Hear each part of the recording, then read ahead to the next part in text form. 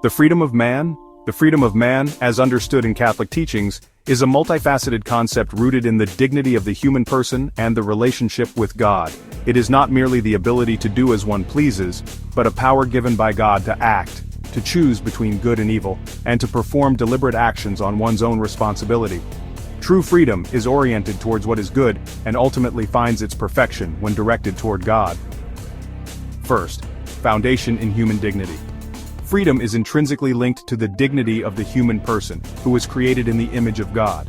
Every person has the right to be recognized as free and responsible. Second, exercised in relationships. Freedom is exercised in relationships with others, necessitating mutual respect.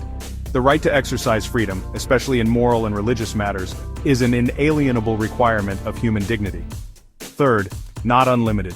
Human freedom is not unlimited but must respect the moral law given by God.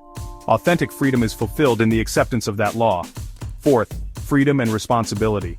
A person must respond by his actions in a responsible manner, with the seriousness of one's conscience freely directed toward the good in the search for truth and justice. Fifth, freedom for good. True freedom implies the capability of choosing good without constraint. It is best used for charity, self-giving and service. 6. Not a license. Freedom is not a license to break the law or to do whatever one wishes. Conceiving freedom as a moral or juridical license to break the law distorts its true nature. 7. Choice of evil. Freedom also implies the possibility of choosing between good and evil. However, choosing evil is an abuse of freedom and leads to the slavery of sin. 8. Conforming to God's will.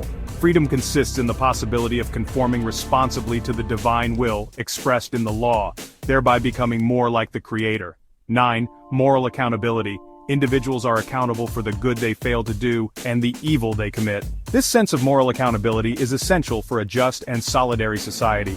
10. Weakened but redeemed. Human freedom is weakened and conditioned, particularly due to mankind's original rebellion against God.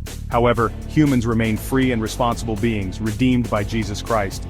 10. Defense and promotion. The Church has a duty to defend and promote a true sense of freedom, and its right use against every kind of unjust force. 11. Education and fostering. The Church is solicitous both to educate for and to foster genuine freedom, and also to bring about suitable conditions in the psychological, social, economic, political, and religious fields, so that freedom will be able to be truly and justly exercised.